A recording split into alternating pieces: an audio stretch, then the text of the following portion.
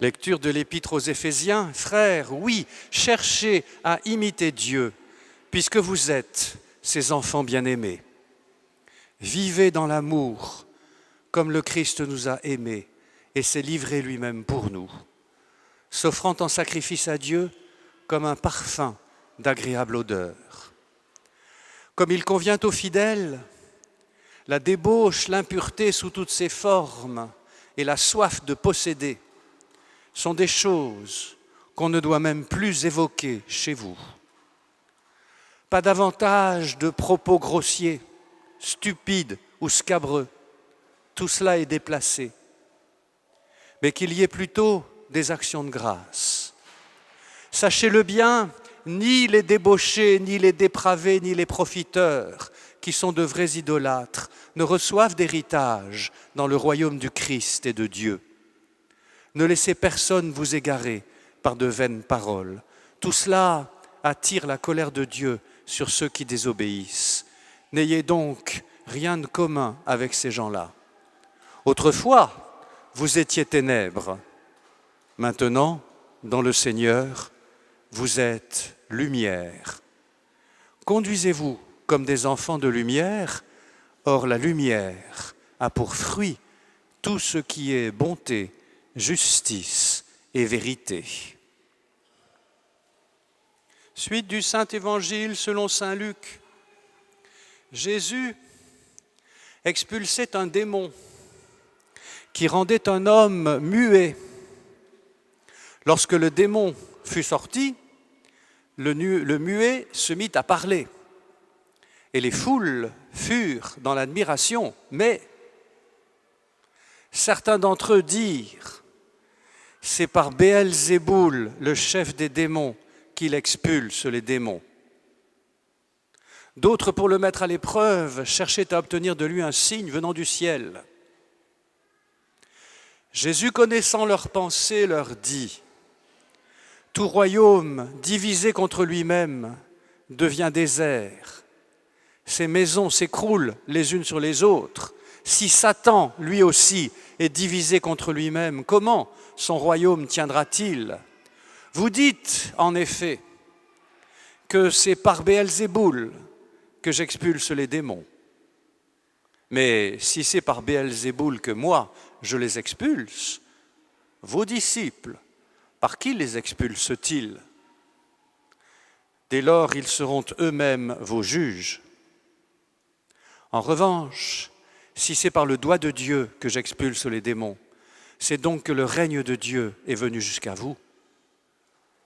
Quand l'homme fort et bien armé garde son palais, tout ce qui lui appartient est en sécurité. Mais si un plus fort survient et triomphe de lui, il lui enlève son armement auquel il se fiait et il distribue tout ce dont il l'a dépouillé. Celui qui n'est pas avec moi est contre moi. Celui qui ne rassemble pas avec moi disperse. Quand l'esprit impur est sorti de l'homme, il parcourt des lieux arides en cherchant où se reposer et il ne trouve pas. Alors il se dit: je vais retourner dans ma maison d'où je suis sorti. En arrivant, il la trouve balayée et bien rangée. Alors il s'en va et il prend d'autres esprits encore plus mauvais que lui. Au nombre de 7, ils entrent et ils s'installent. Ainsi, l'état de cet homme-là est pire à la fin qu'au début. Comme Jésus disait cela, une femme éleva la voix au milieu de la foule pour lui dire: heureuse la mère qui t'a porté en elle et dont les seins t'ont nourri. Alors Jésus lui déclara: heureux plutôt ceux qui écoutent la parole de Dieu et qui la gardent.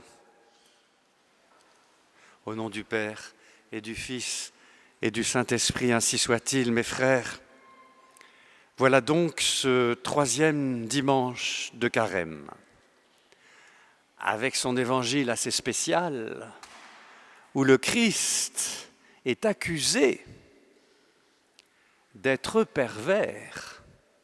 Pourquoi pervers? Mais parce que ce ne serait pas pour faire du bien qu'il guérit un muet en lui rendant la parole. Non, cette guérison serait en réalité un calcul du Christ qui, sous couvert d'une bonne action, viserait en fait à mieux se soumettre cet homme guéri, à mieux se l'enchaîner. Pourquoi ? Parce que le Christ, en réalité, fait le jeu de Satan, de Béelzéboul. Voilà comment, vous le savez bien, la pensée perverse pervertit tout. En accusant le monde d'être pervers et en appelant mal ce qui est bien. Cette accusation de perversité portée contre le Christ a trouvé un écho particulièrement retentissant au XIXe siècle européen, à travers les philosophes Karl Marx, Sigmund Freud et Friedrich Nietzsche, que le philosophe chrétien Paul Ricoeur a justement appelé les maîtres du soupçon. Parce que ces philosophes accusent la religion d'être l'opium du peuple, qui, sous couvert de libération et de guérison, produit en réalité l'effet inverse, contraire, et vise à mieux soumettre et à mieux enchaîner les esprits humains pour les empêcher de s'émanciper ou de pouvoir enfin se réaliser. Aujourd'hui, au XXIe siècle, nous savons où conduisent de tels soupçons. Nous savons que soupçonner ainsi le Christ et avec lui le christianisme, notamment dans le monde occidental, conduit à une société où l'on n'obéit pas à Dieu, mais où l'on obéit à ses propres instincts, à ses propres désirs. Or, les désirs d'infini et les instincts de toute puissance qui sont en l'homme peuvent conduire aux dérives totalitaires du XXe siècle, dont on n'a pas fini de compter les ravages, y compris aujourd'hui encore dans les dérives transhumanistes, pour ne parler que d'elles. Il faut donc redire et redire que la foi chrétienne, c'est l'obéissance librement consentie au Dieu qui libère Israël de l'esclavage d'Égypte, non seulement qui libère de l'esclavage des fausses idées de Dieu, des idoles, mais qui libère aussi de l'esclavage des convoitises humaines et des obsessions qui rendent aveugles et sourds aux vrais besoins du cœur humain. Et il faut le répéter, même si cela paraît paradoxal et contradictoire, il y a une obéissance qui libère. Cette obéissance qui libère, c'est l'obéissance de la foi, qui croit en Dieu, qui croit dans le Christ. Et cette obéissance libère de toutes les dépendances et des asservissements dont l'homme ne peut pas se libérer tout seul. À ceux qui soupçonnent le Christ d'exorciser au nom du diable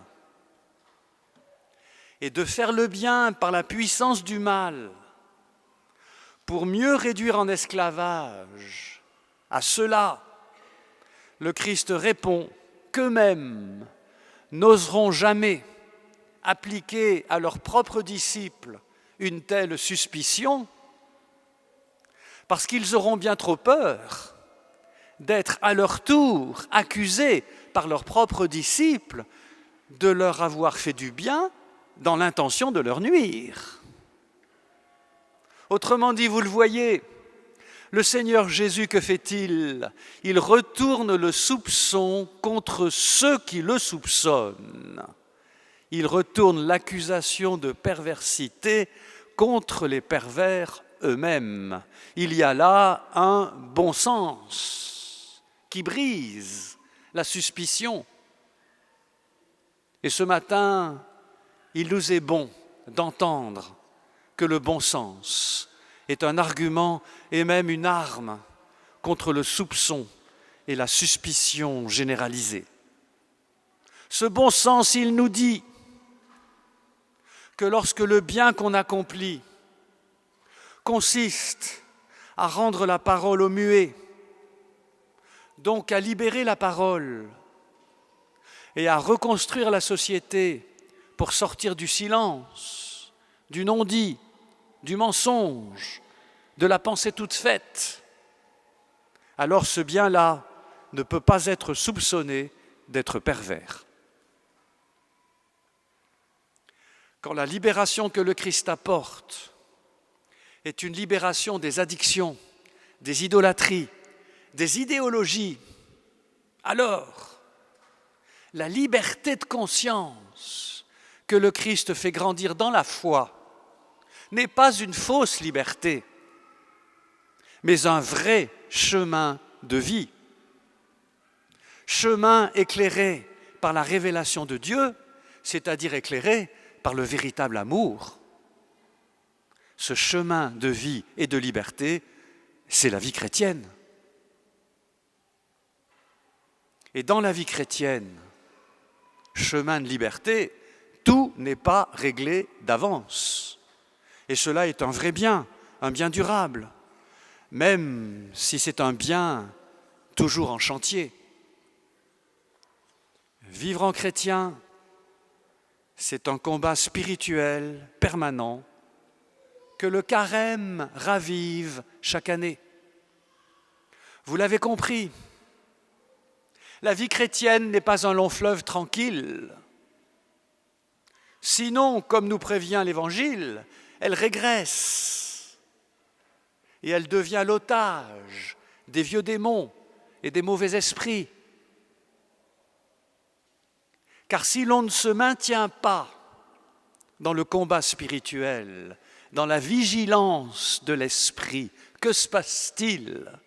Eh bien, les vieux démons, chassés par la parole du Christ, par sa puissance purificatrice et libératrice, ne demandent qu'à revenir et à faire tomber ou retomber dans des situations ténébreuses ou dépravées que saint Paul a bien rappelées dans son épître.